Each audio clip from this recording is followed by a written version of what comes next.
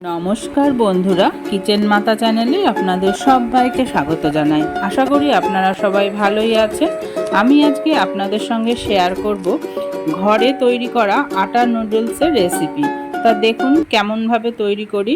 এটা কিন্তু খুবই টেস্টি হয় খেতে, আর বানানোটাও কিন্তু খুবই সহজ। দেখুন এইভাবে আমরা যেরকম রুটি তৈরি করি সেইভাবে আমি আটা মেখে রুটির একটা দলা নিয়ে নিয়েছি।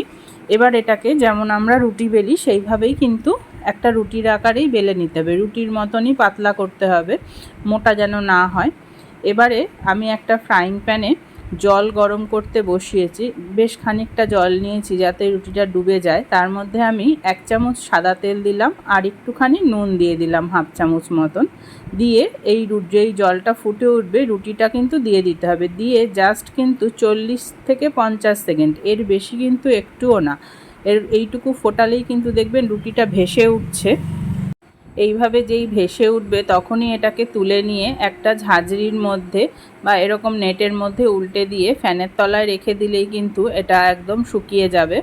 দেখুন আমি দুখানা রুটি দিয়ে নুডলস বানাচ্ছি, তাই আমি পরপর দুটো বেলে নিয়েছি। টাইমটা খুব ভালো করে মাথায় রাখবেন, একদম 40 থেকে 50 সেকেন্ডের একটুও বেশি করবেন না, তাহলে কিন্তু সেদ্ধ হয়ে যাবে বেশি রুটিটা, তখন কিন্তু হ্যান্ডেল করা মুশকিল হয়ে যাবে। এবার এরকম দুখানা করে নিয়ে যেই একটু শুকিয়ে যাবে তখন এরকম পাতলা পাতলা করে স্ট্রাইপ করে কেটে নিতে হবে। যতটা পাতলা আপনারা কাটতে পারেন ততটাই ভালো। আর ওই কাটার আগে রুটিটা যখন রেখেছি তখন একটুখানি তেল মাখিয়ে নিয়েছি চাটকিটার মধ্যে, যাতে এই নুডলসগুলো চিপকে না যায়।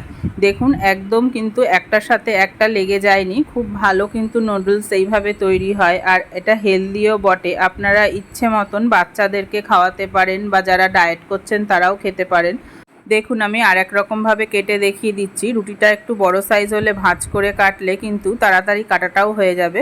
তারপরে এরকম খুলে নিয়ে ঝরঝরে করে রেখে দিলাম। এবার আমি কিছু সবজি নিয়েছি, গাজর, ক্যাপসিকাম, পেঁয়াজ, বাঁধাকপি আর রসুন, কাঁচা লঙ্কা আমি কুচি করে কেটে নিয়েছি এরকম লম্বা লম্বা করে। আর নিয়েছি দুটো ডিম। যাই হোক, এবার রান্নাটা আমি শুরু করছি। আমি 1 চামচ সাদা তেল দিলাম, দিয়ে ডিম দুটোকে ফাটিয়ে যেমন ডিমের ভুর্জি করে সেরকম ডিমের ভুর্জি করে নেব। একটুখানি নুন আর একটুখানি গোলমরিচ দিয়ে ডিমটাকে প্রথমে একটু নুন গোলমরিচ দিয়ে আমি ভালো করে ঝুরি ঝুরি করে নিচ্ছি। এই নুডলসটা কিন্তু খেতে যেমন টেস্টি হয় একদম আসল নুডলসের মতনই হয়, কিন্তু যেহেতু আটা দিয়ে তৈরি, ঘরে তৈরি আটার নুডলস, সেই জন্য একদম পুরোপুরি হেলদি। দোকানের আটা নুডলসগুলোতে শুধু তো আটা থাকে না, তার মধ্যে একটু ময়দাও থাকে। যাই হোক, আমার ডিমটা ভাজা হয়ে গেছে। এবার আমি 2 চামচ তেল দিয়ে দিলাম, দিয়ে সবজিগুলো একে একে ভেজে নেব। প্রথমে কাঁচা লঙ্কা আর রসুন কুচিটা দিয়ে একটু নাড়াচাড়া করে নিচ্ছি। বাচ্চারা খেলে আপনারা কাঁচা লঙ্কাটা স্কিপ করে দিতে পারেন, আর যদি বড়রা খান ঝালটা আপনাদের ইচ্ছে মতন আপনারা দেবেন। আমি একটাই কাঁচা লঙ্কা দিয়েছি। এবার ওইটা নাড়াচাড়া করে নিয়ে প্রথমে আমি গাজরটা দিয়ে দিচ্ছি। যেহেতু গাজরটা একটু ভাজতে সময় লাগে সেই জন্য ওটা আগে দিলাম। আর এরকম লম্বা লম্বা করেই আমি কেটেছি, যেহেতু নুডলসের স্ট্র্যাপগুলোও লম্বা লম্বা করে কাটা, একই রকম হলে দেখতেও ভালো লাগে। গাজরটা নাড়াচাড়া করে এবার আমি সমস্ত সবজিগুলোই একে একে দিয়ে দিচ্ছি। দিয়ে জাস্ট 3-4 মিনিট মতন নাড়াচাড়া করে একটু নরম করে নিলেই হয়ে যাবে। একটু ঢাকা দিয়ে দিয়ে যদি 3-4 মিনিট মতন নাড়াচাড়া করেন তাহলে কিন্তু সবজিগুলো ভাজা হয়ে যাবে। আমি নুন দিয়ে দিলাম পরিমাণ মতন। নুনটা কিন্তু বুঝে দেবেন, যেহেতু রুটিটা সেদ্ধ করার সময় জলে একটু নুন দেওয়া ছিল। এবার সবজির মধ্যে নুন দিচ্ছি, পরে নুডলস দিয়েও একটুখানি নুন দিতে হবে। সবজিটা আমার ভাজা হয়ে গেছে, আমি এবার নুডলসগুলো দিয়ে দিলাম। দেখুন নুডলসগুলো একদম কি সুন্দর ঝরঝরে আছে, একটার সাথে একটা লেগে যায়নি। এবার আমি দিলাম টমেটো সস, 1 ছিপি ভিনিগার, মানে 1 চামচ ভিনিগার, আর দিলাম একটুখানি সয়া সস 1 চামচ মতন, আর দিলাম চিলি সস। সয়া সসটা আমি 2 চামচ মতন দিচ্ছি, আর চিলি সসটা 1 চামচ দিয়েছি। এবার আমি দিয়ে দিচ্ছি পরিমাণ মতন নুন, আর দিলাম গোলমরিচ, আর এর সাথে আমি দেব একটুখানি চিলি ফ্লেক্স।